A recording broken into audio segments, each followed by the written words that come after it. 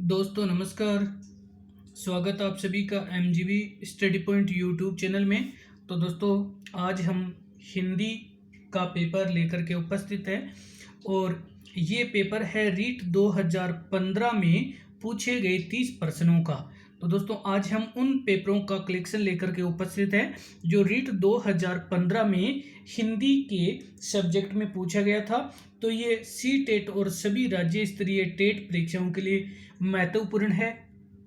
तो आज हम बात कर लेते हैं इन 30 क्वेश्चन की जो पिछले रीट एग्जाम में पूछे गए हैं। तो बने रहे इस वीडियो के साथ में लास्ट तक, लाइक शेयर करते रहें और अभी तक अपने यूट्यूब चैनल को सब्सक्राइब नहीं किया है तो ज़रूर इसको सब्सक्राइब करें और अपने फ्रेंड्स को भी फॉरवर्ड करते रहिए।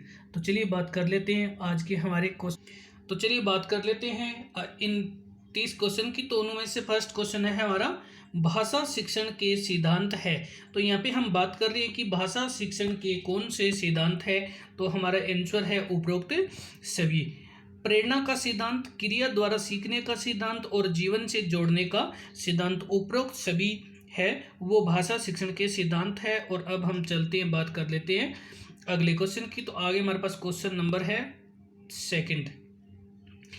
क्वेश्चन सेकंड में मौन वाचन कब शुरू करना चाहिए। तो यहाँ पे हम बात कर रहे हैं कि मौन वाचन है वो किस कक्षा से शुरू करना चाहिए। मौन वाचन शुरू करना चाहिए छठी कक्षा से। छठी क्लास के बालकों को मौन वाचन शुरू करवा देना चाहिए। और चलते हैं, बात कर लेते हैं अगले क्वेश्चन की। तो आगे हमारे पास क्वेश्चन नंबर है 3। और क्वेश्चन 3 में उपलब्धि प्रेक्षण निर्माण समंकन योजना बनाने का उद्देश्य है। तो बात कर रहे हैं कि जो उपलब्धि प्रेक्षण निर्माण करते हैं उसमें समंकन योजना का क्या उद्देश्य है। तो समंकन योजना का जो उद्देश्य है वो उपरोक्त सभी है।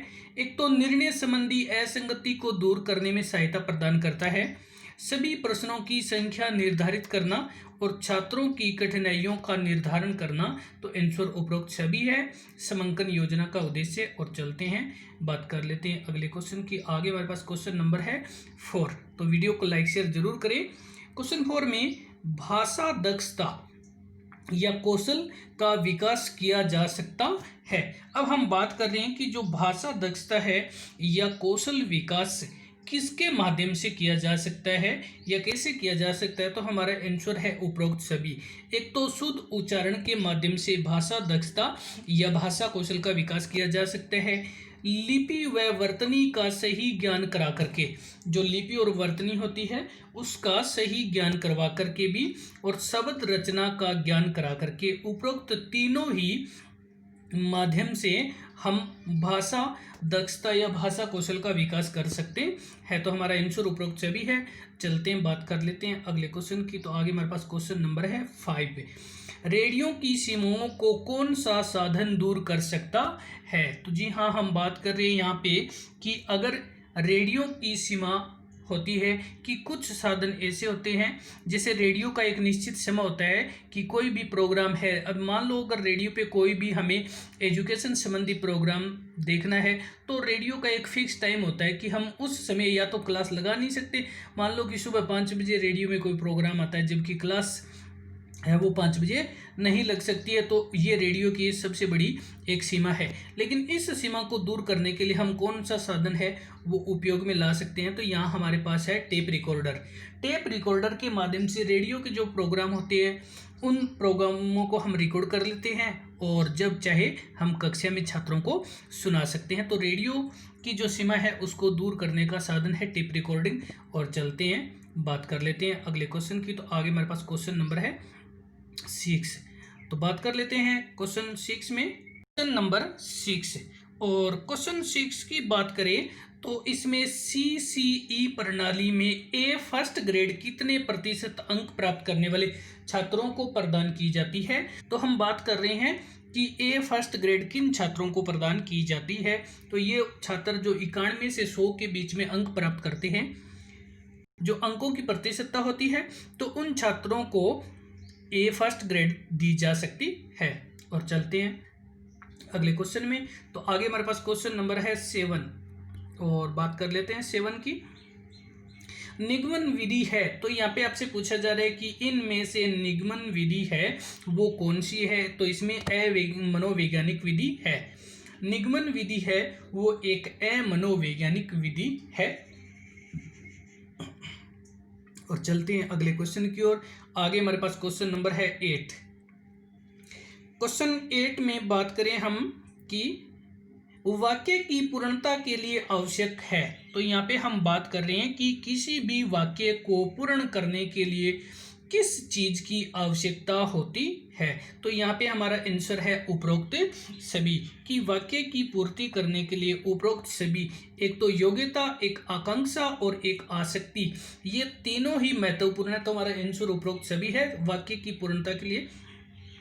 और चलते हैं अगले क्वेश्चन की ओर। आगे हमारे पास क्वेश्चन नंबर है 9। क्वेश्चन 9 में निम्न में से प्रक्षेपित सामग्री नहीं है, तो बात कर रहे हैं हम कौन सी सामग्री है वो प्रक्षेपित नहीं है, तो हमारा आंसर है ओपेक प्रोजेक्शन। ओपेक प्रोजेक्शन है ये प्रक्षेपित सामग्री नहीं है। और चलते हैं बात कर लेते हैं अगले क्वेश्चन की। तो आगे हमारे पास क्वेश्चन नंबर है 10।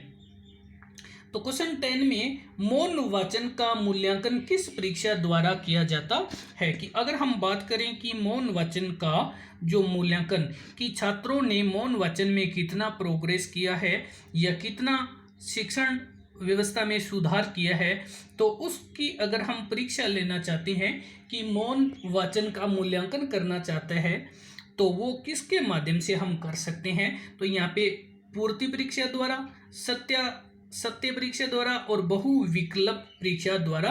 तो यहाँ पे हमारा जो आंसर है बनता है वो आंसर बनता है, ये आंसर उपरोक्त सभी है वो हमारा आंसर बनता है। और अब हम चलते हैं बात कर लेते हैं अगले क्वेश्चन की। आगे हमारे पास क्वेश्चन नंबर है 11। क्वेश्चन 11 में बालक परिवार में रह करके कैसी भाषा सीख जाता है, तो यहाँ पे हम बात कर रहे हैं कि बालक की, और बालक परिवार में रह करके अपनी मातृभाषा सीखता है। और मातृभाषा होती है बोलचाल की भाषा।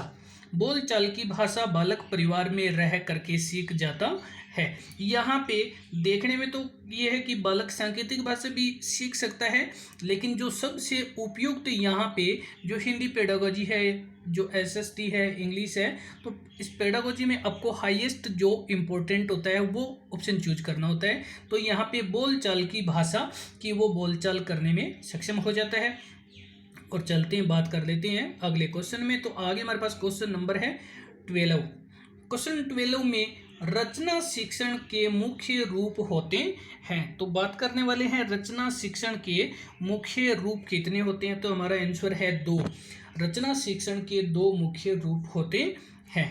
और चलते हैं अगले क्वेश्चन की ओर। आगे हमारे पास क्वेश्चन नंबर है 13। तो 13 में साइलेंट रीडिंग, मौन वाचन किसकी रचना है। साइलेंट रीडिंग यानी मौन वाचन की जो रचना करने वाले हैं वो है ब्राइन ने साइलेंट रीडिंग की प्रतिवेदना की है। और चलते हैं अगले क्वेश्चन की ओर। तो आगे हमारे पास क्वेश्चन नंबर है 14। क्वेश्चन 14 में जिस उद्देश्य के लिए परीक्षण तैयार किया गया है, यदि वह उसकी पूर्ति करता है तो वह कहलाता है, कि अगर हम किसी उद्देश्य के लिए कोई परीक्षण तैयार करते हैं और उस उद्देश्य की प्राप्ति हो जाती है, उस उद्देश्य की पूर्ति हो जाती है, तो वह जो परीक्षण है वो कहलाता है वेद परीक्षण। हमारा आंसर है कि वह वेद परीक्षण कहलाता है। तो दोस्तों वीडियो को लाइक करें, शेयर करें और सब्सक्राइब भी करें चैनल को। बात कर लेते हैं आगे हमारे पास क्वेश्चन नंबर है 15। तो क्वेश्चन 15 में बात करने वाले हैं उपचारात्मक शिक्षण का उद्देश्य है, कि अगर हम उपचारात्मक शिक्षण करना चाहते हैं तो कक्षा में उपचारात्मक शिक्षण का उद्देश्य क्या है।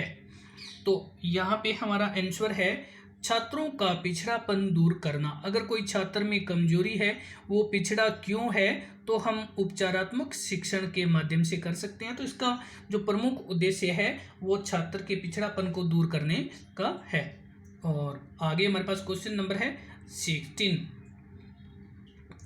क्वेश्चन 16 में पाठोपरांत मूल्यांकन किसे कहते हैं। तो यहाँ पे हम बात कर रही है पाठोपरांत, तो पाठ के उपरांत यानी पाठ के बाद, तो ये पाठ पढ़ाने के बाद का मूल्यांकन है। पाठोपरांत यानी पाठ के उपरांत या पाठ, तो ये पाठ पढ़ाने के से बाद का जो मूल्यांकन होता है उसे पाठोपरांत मूल्यांकन कहा जाता है। और चलते हैं, बात कर लेते हैं अगले क्वेश्चन की। तो आगे हमारे पास क्वेश्चन नंबर है 17। तो क्वेश्चन 17 में बात कर रहे हैं मौन वाचन का क्या लाभ है। तो यहाँ पे हम बात कर रहे हैं कि मौन वाचन का जो लाभ है वो कौन सा लाभ है। और यहाँ पे जो मौन वाचन का लाभ होता है वो आंसर ज्ञान में वृद्धि। मौन वाचन का जो लाभ है वो ज्ञान में वृद्धि, छात्र के ज्ञान में अत्यधिक वृद्धि हो सकती है। और अब हम चलते हैं, बात कर लेते हैं अगले क्वेश्चन की। तो आगे हमारे पास क्वेश्चन नंबर है 18। क्वेश्चन 18 में अगर हम बात करें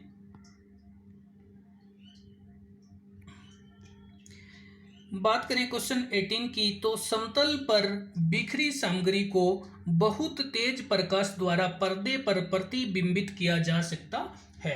तो जो समतल पर बिखरी हुई शिक्षण सामग्री होती है उसको अगर तेज प्रकाश में पर्दे पर प्रतिबिंब करने का जो साधन है वो हमारे पास है एपीडायस्कोप के माध्यम से। आंसर एपीडायस्कोप के माध्यम से समतल पर बिखरी हुई सामग्री को तेज प्रकाश में हम उसको प्रतिबिंबित कर सकते हैं। तो हमारा आंसर है एपीडायस्कोप के माध्यम से। और चलते हैं, बढ़ते हैं अगले क्वेश्चन की ओर। आगे हमारे पास क्वेश्चन नंबर है 19। और क्वेश्चन 19 में आपसे पूछा जा रहा है शैक्षणिक मूल्यांकन के उद्देश्य होते हैं। तो यहाँ पे हम बात कर रहे हैं जो शैक्षिक मूल्यांकन के उद्देश्य होते हैं और इसके उद्देश्य होते हैं 3। शैक्षिक मूल्यांकन के उद्देश्य 3 है। और चलते हैं अगले क्वेश्चन की ओर। तो आगे हमारे पास क्वेश्चन नंबर है 20। क्वेश्चन 20 में शिक्षार्थियों के सतत एवं समग्र मूल्यांकन CCE पर प्रभावी जोर दिया गया। तो अब हम बात कर रहे हैं कि शिक्षार्थियों के सतत एवं समग्र मूल्यांकन CCE पर जो प्रभावी जोर दिया गया था वो कब से दिया गया था। तो हमारे यहाँ आंसर है राष्ट्रीय शिक्षा नीति 1986 के बाद, जो कि इस पर सतत एवं समग्र मूल्यांकन जो CCE पर प्रभावी रूप से जोर डाला गया है। और अगले क्वेश्चन चलते हैं आगे। हमारे पास क्वेश्चन नंबर है 21। क्वेश्चन 21 में सस्वर वाचन का अभ्यास कराने के लिए उपयुक्त साधन क्या है। कि अगर हम किसी बालक को सस्वर वाचन करवाना चाहते हैं तो उसके लिए जो उपयुक्त साधन है वो है सामूहिक वाचन। सामूहिक वाचन के माध्यम से सस्वर वाचन का अभ्यास करवाने के लिए सबसे उपयुक्त साधन माना गया है। और आगे हमारे पास क्वेश्चन नंबर है 22। क्वेश्चन 22 में लिंगुआ फोन कैसा शैक्षिक उपकरण है। तो यहाँ पे हम बात कर रहे हैं कि जो लिंगुआ फोन है वो किस प्रकार का या कैसा शैक्षिक उपकरण है। तो यहाँ पे ये एक सर्वे प्रकार का उपकरण है कि यहाँ पे जो लिंगुआ फोन है उससे केवल हम सुन सकते हैं, ये सुनने के लिए उपकरण है। और चलते हैं, बात कर लेते हैं अगले क्वेश्चन की। तो आगे हमारे पास क्वेश्चन नंबर है 23। क्वेश्चन 23 में CBSE ने किस वर्ष 10वीं बोर्ड परीक्षा में सतत एवं समग्र मूल्यांकन प्रणाली लागू कर दी गई थी। तो यहाँ पे हम बात कर रहे हैं CBSE ने समग्र एवं सतत मूल्यांकन प्रणाली कक्षा 10 में किस वर्ष से लागू की गई थी। तो ये वर्ष 2009 से की गई थी। वर्ष 2009 से CBSE ने 10वीं बोर्ड की सतत एवं समग्र मूल्यांकन प्रणाली लागू कर दी। और चलते हैं अगले क्वेश्चन में। तो आगे हमारे पास क्वेश्चन नंबर है 24। क्वेश्चन 24 में प्रारंभिक अवस्था में बालक भाषा सीखता है। तो अब हम बात कर रहे हैं कि जो प्रारंभिक अवस्था होती है उस अवस्था में बालक भाषा किस से, या हम कह सकते हैं किस विधि द्वारा या किस से प्रोग्रेस के द्वारा सीखता है। तो यहाँ पे पहले स्वर्ण करता है, फिर निरीक्षण और अनुकरण द्वारा सीखता है। पहले वो स्वर्ण, निरीक्षण और अनुकरण के द्वारा सीखता है कि पहले तो वो सुनता है, सुनने के बाद में वो निरीक्षण करता है कि क्या बोला गया, किस तरीके से बोला गया, फिर वो अनुकरण यानी वो पीछा करके जो कि उस बोली को बोलता है। और चलते हैं अगले क्वेश्चन की ओर। आगे हमारे पास क्वेश्चन नंबर है 25।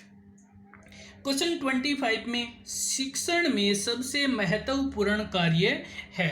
तो हम बात कर रहे हैं शिक्षण में जो सबसे महत्वपूर्ण कार्य है वो क्या है। तो वो है उद्देश्य निर्धारण, कि एक शिक्षक के लिए, या हम कह सकते हैं शिक्षक जब शिक्षण कार्य करवाता है तो उससे पहले यही महत्वपूर्ण है कि क्या पढ़ाना चाहिए, कितना पढ़ाना चाहिए, कैसे पढ़ाना चाहिए, और बालकों के उनके मानसिक स्तर से कितना कुछ उन्हें बताया जाए। और अब हम चलते हैं अगले क्वेश्चन की ओर। तो आगे हमारे पास क्वेश्चन नंबर है 26। तो बात करिए 26 में निदान की परीक्षण विधि के प्रकार होते हैं। कि अगर हम बात करें निदान की, तो इसमें जो परीक्षण विधि है उसके कितने प्रकार है। तो हमारा आंसर है उसके 2 प्रकार है। निदान की परीक्षण विधि के 2 प्रकार है। और अब हम चलते हैं अगले क्वेश्चन की। तो आगे हमारे पास क्वेश्चन नंबर है 27। क्वेश्चन 27 में वाक्य विश्लेषण के शिक्षण हेतु उपयुक्त विधि है। जी हाँ, हम बात कर रहे हैं वाक्य विश्लेषण के शिक्षण हेतु उपयुक्त विधि कौन सी है। और यहाँ पे हमारा आंसर है आगमन विधि। वाक्य विश्लेषण के लिए जो उपयुक्त विधि है वो आगमन विधि है। और चलते हैं अब अगले क्वेश्चन की ओर। तो आगे हमारे पास क्वेश्चन नंबर है 28। क्वेश्चन 28 में दृश्य सर्वे सामग्री की आवश्यकता निम्न में से किस विधि के लिए आवश्यक नहीं है। तो ऐसी कौन सी शिक्षण विधि है जिसमें दृश्य और सर्वे साधन या सामग्री की आवश्यकता नहीं होती है। तो ये हमारी व्याख्यान विधि है। व्याख्यान विधि में केवल एक जो टीचर होता है वो व्याख्या करता है। वो टीचर जो कि एक स्वतंत्र रूप से उस जो कॉन्सेप्ट होता है उसकी व्याख्या करता है, और छात्र होते हैं वो केवल एक मूक दर्शक की तरह केवल सुनते हैं, श्रोता बने रहते हैं। तो यहाँ पे जो दृश्य और श्रव्य सामग्री की आवश्यकता है वो व्याख्यान विधि में नहीं होती है। और चलते हैं बात कर लेते हैं अगले क्वेश्चन की। आगे हमारे पास क्वेश्चन नंबर है 29। क्वेश्चन 29 में भाषा शिक्षण का विशेष अनिवार्य गुण है।